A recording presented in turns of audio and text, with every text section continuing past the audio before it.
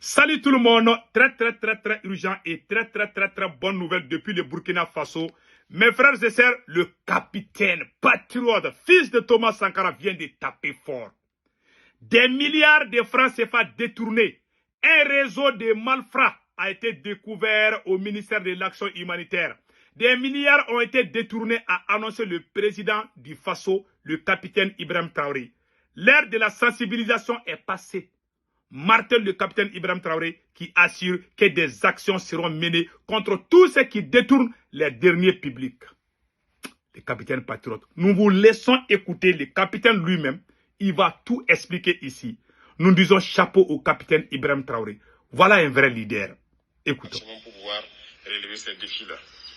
Malheureusement, dans ce contexte, nous nous rendons compte qu'il y a encore des brebis galeuses qui essaient de jouer avec le temps peut-être, mais nous avons passé 2 années à sensibiliser.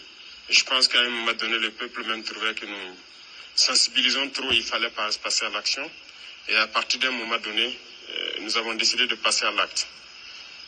Je tiens à vous informer ici que malheureusement, au cours de ces derniers temps, suite donc à une dénonciation sur plainte, nous avons découvert un réseau de malfrats, malheureusement au sein du ministère même de l'Action humanitaire. Ce ministère qui était censé donc agir au profit donc des plus démunis, c'est dans ce ministère que des gens se sont permis de détourner de l'argent et des milliards en 2024. Ils ont détourné plusieurs milliards. La police a fait un excellent travail d'enquête qui nous a permis de découvrir beaucoup de biens, des véhicules de luxe, un bon nombre de choses en tout cas qui ont été saisies. Et l'affaire a été transférée donc à un tribunal. Merci capitaine. Si nous ne mettons pas du sérieux dans le contrôle, il y aura toujours ce genre de personnes qui croient que tout est permis. Détourner des milliards, surtout au ministère de l'Action humanitaire dans ce contexte. Il y a des agents de Bonassure qui ont été pris dans ça, qui sont en prison actuellement. Des centaines de millions détournés. Des vivres qui devaient aller au profit donc des plus démunis, au profit de ces personnes déplacées internes. Et c'est dans ce ministère que des gens ont essayé de détourner cet argent. Et je suis persuadé que ça existe un peu partout parce que nous poursuivons l'enquête. Souvent, il y a ces arrestations que vous puissiez ne pas comprendre, mais nous savons pourquoi nous le faisons. Voilà. Il y a encore beaucoup de personnes qui essaient de détourner les deniers publics. Ça, c'est clair. Nous n'allons pas avoir de la pitié pour ces individus-là. Voilà. C'est l'occasion donc d'interpeller donc la commission des règlements donc des dysfonctionnements qui a été mise en place. Parce qu'il y a beaucoup de dénonciations qui arrivent au niveau de la présidence ici. Voilà. De se mettre au travail sérieusement et de nous permettre de dénicher tous ces voleurs qui se cachent dans l'administration. Voilà. Ne pas tolérer cela en ces instants de lutte contre le terrorisme où des gens se sacrifient sur le terrain et d'autres sont à l'arrière, se permettent de voler des milliards et pour se mettre dans du luxe. Merci le capitaine Ibrahim Traoré, il a tout dit ici. Je vais arrêter ici temporairement pour vous expliquer. Voilà un bon président. Voilà un bon président. Hein. Je n'ai pas de mots à dire. Je ne peux que lui souhaiter bonne chance. Je prie Allah le Tout-Puissant de protéger le capitaine Ibrahim Traoré. C'est ça un vrai leader. On ne peut pas chercher 3 choses à la fois. Ça c'est clair. Le président a pris une ligne droite. Ceux qui veulent profiter là, il les a démasqués aujourd'hui. Le capitaine prend le salaire du capitaine. Il contrôle tout. Un pays en pleine guerre. Comment des gens osent détourner de l'argent? Mais nous tirons les chapeaux au capitaine Ibrahim Traoré. Écoutons les restes, après on va décortiquer encore. Difficile à cerner cette situation. Voilà. En plus de tout ça, il y a des Burkinabés qui manquent de patriotisme. Ouais. Nous avons tous suivi les efforts qui ont été faits pour pouvoir acquérir un nouvel avion. Voilà. La dernière fois, j'étais obligé de recevoir la semaine passée 2 mécaniciens de la compagnie qui, dès l'arrivée de l'avion le 2 du mois dernier, le 3 déposent une demande de démission. Et un dépose la demande de démission le 3 pour prendre effet le 4. Incroyable. Prenait effet donc le 31 octobre. Et pour cause, il demande une augmentation des salaires de plus de 2 millions. C'est du sabotage. Et je pense que c'est un manque de patriotisme grave. Le conseil d'administration a essayé, vaille que vaille, de les raisonner. Ils sont même allés faire des concessions jusqu'à 400 000 francs de plus sur leur salaire et tout. Ils ont refusé catégoriquement, ils ont refusé de travailler. Pendant qu'on sait bien que l'avion, à chaque vol, on a besoin de vérifier un certain nombre de choses pour qu'il puisse se relancer.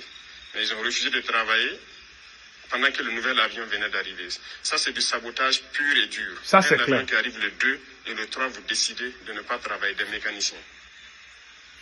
Nous étions obligés de les recevoir et de passer donc le message qu'ils vont travailler de gré ou de force. Oui, c'est ça. Ne demande pas à quelqu'un, nous n'allons pas négocier encore. Ça, c'est clair. Ils vont travailler. Et c'est ce qui est en train de se faire. Oui. À l'armée de l'air, il y a des mécaniciens qui ne touchent pas ce qu'eux, ils touchent. Mais qui se sacrifient jour et nuit pour que les appareils soient en vol pour pouvoir soutenir les forces combattantes. Ça, c'est clair. Ils n'ont jamais réclamé un franc de plus. Donc, ce sont des genres d'esprits que nous sommes en train de combattre. Et c'est pourquoi je dis faire une révolution, ce sont des défis. Tous les jours, il y a des défis. Et il en sera ainsi. Pour tous ceux qui vont essayer de saboter, nous prendrons les mesures qu'il faut. De gré ou de force, ils vont faire ce qu'ils doivent faire pour la patrie. Nous n'allons plus tolérer un certain nombre de choses. L'heure de la sensibilisation est passée. Ça, c'est clair. Il faut que tout le monde se mette au travail au profit de nos masses populaires. Les Burkinabés ont assez souffert et continuent de souffrir. Il faut qu'à un moment donné, ça s'arrête. La masse populaire a le droit aussi de connaître un peu de joie, de vivre et de savourer ce qui appartient au Burkina Faso, nos richesses. Il n'y a pas de raison que cela appartienne juste à un groupuscule et qui se permet de dilapider cet argent public-là. Donc, à travers vous, je vous invite à passer le message dans les différentes administrations, dans les différents départements, et aussi continuer à prendre les dénonciations pour que nous puissions agir de manière efficace. Ça, c'est clair. Merci à tous, et je souhaite que cette fin d'année soit donc un moment d'intense boulot, parce que c'est le moment des bilans, de faire les rétrospectives et de voir qu'est-ce qui a marché au cours de l'année 2024 pour qu'on puisse se projeter de manière assez rigoureuse en 2025 pour relever les défis qui vont se poser à nous. Merci et bonne chance à tous et bonne suite du mois de novembre. Vous avez tous vu, nous disons chapeau, chapeau, chapeau au capitaine Ibrahim Traoré. Tout est clair comme l'eau de roche. Voilà un vrai leader. Ouais, les deux leaders là, le capitaine Ibrahim Traoré et le général Tchanina, et il n'y a pas de blagues chez eux. Il n'y a pas de blagues au Burkina. Le Burkina cultive cacao maintenant, l'autosuffisance alimentaire bientôt, avec l'énergie atomique, et il y a tout, centrale nucléaire, je m'excuse. Donc, il y a tous ces trucs au Burkina Faso. Le capitaine est en train de se battre. Et le capitaine est tellement reconnaissant, le peuple a contribué pour que le pays avance. Une seule personne ou quelques groupuscules de personnes ne peut pas prendre le pays en otage. Le capitaine dit que non, que ça va plus se passer tant que lui, il est vivant. Nous sommes très fiers de vous, capitaine Ibrahim Traoré. C'est le rôle d'un bon leader. Le capitaine travaille matin, midi et soir pour le bien des Burkinabés. Donc, quand vous regardez tout ça là, il se bat. Mais je vais vous donner le cas du Mali. Non seulement le capitaine est venu, il a nettoyé, les voleurs, les traites ne sont plus dans l'administration des Burkinabés aujourd'hui. Mais quand il va au Mali, c'est pire. Les voleurs là, c'est les proches même du président Assimi Goïta. Et regardez cette dame là. Voilà. Madame Sissoko, Madame Dambélé Madina Sissoko, c'est la tante, c'est la femme de l'oncle de Assimi Goïta, ministre des Transports. 16 milliards, on l'a donné 16 milliards pour qu'il y ait les trafics ferroviaires entre Bamako et Kaye. 16 milliards, elle a créé des sociétés fictives. Elle-même, elle donne des marchés à elle-même. Voilà maintenant l'argent, elle a tout de 16 milliards. Regardez, une seule dame. C'est la femme du général Daïrou Dambélé. Son mari est l'oncle du président Assimi Goïta, qui a conseillé au président Assimi Goïta. Sa femme est ministre des Transports. 16 milliards lui a été donné. Et regardez la route de Kaye. En tant que ministre des Transports, la première région du Mali, poumon de l'économie du Mali, on fait, au lieu de faire quelques heures entre Kaye et Bamako, on fait une semaine. Et regardez l'état de la route. Et rien n'est fait.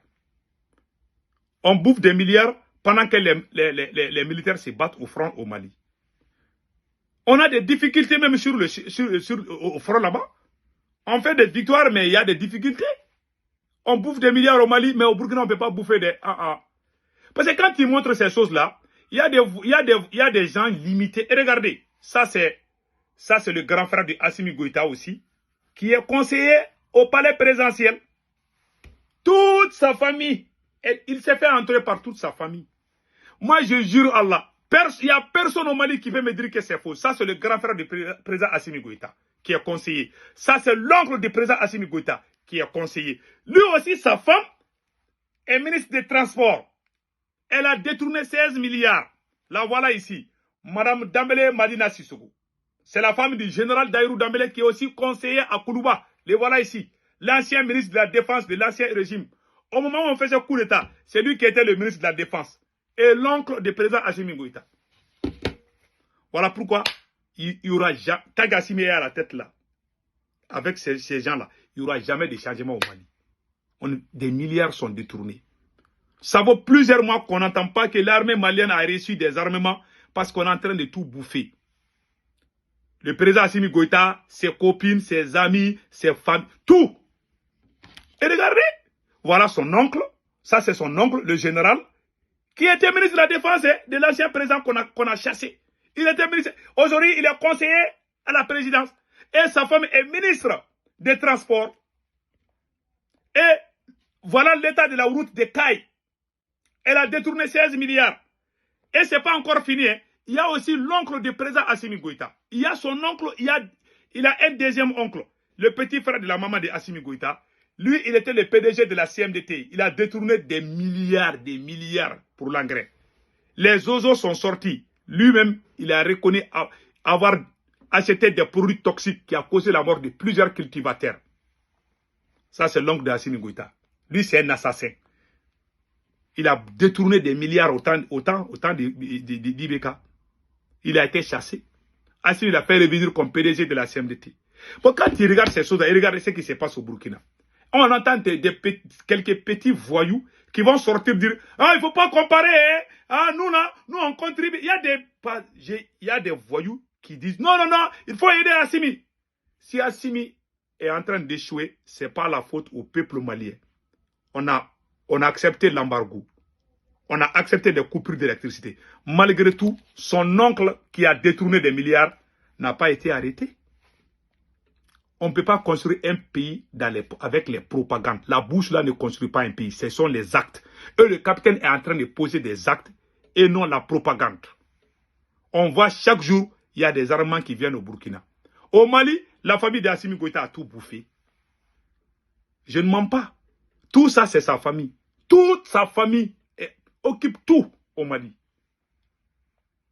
Même, allez-y dans les ambassades, ils sont en train de nommer les militaires comme ambassadeurs partout. Vous voyez, lui là, c'est un commandant de la police qui a été nommé représentant du Mali, représentant du consul du Mali en France. C'est lui, hein, il s'appelle le nouveau consul général du Mali à Paris, le commandant de police Tidjane Koulibaly. Voilà. C'est un policier. Tout ça, c'est des porteurs d'uniforme. Si ce n'est pas policier, c'est gendarme ou c'est armée de terre ou armée de l'air. On dirait, tout est au cours entre lui, sa famille et les porteurs d'uniforme. Voilà pourquoi il y a problème au Mali aujourd'hui. Donc nous ne pouvons que dire merci au capitaine Ibrahim Traoré. Au Mali là, nous là, il n'y a pas de changement chez nous. Hein. Je vais être très honnête. Les assassins, les voleurs sont dehors et rien ne passe. Voilà. Mais au Burkina Faso, et les voleurs là ne vont jamais se promener tant que le capitaine est à vie. Parce que le capitaine est reconnaissant. Le capitaine sait ce qu'il veut. Le capitaine a une ligne droite. Le Burkina, c'est sa vie. Il se bat pour le peuple burkinabé. Il ne va jamais accepter que quelques personnes, des réseaux mafieux, qui vont aller s'enrichir au dos des citoyens. Il n'accepte pas cela parce que le pays est en guerre. Mais chez nous au Mali, c'est la famille d'Assimi qui a pris le Mali à nos places. Malheureusement, c'est la vérité. Je n'ai pas menti. Toutes ces personnes-là, c'est sa famille. C'est son oncle. Lui, Assimi a juste chassé son oncle parce qu'il a détourné des milliards. Mais il n'a pas emprisonné.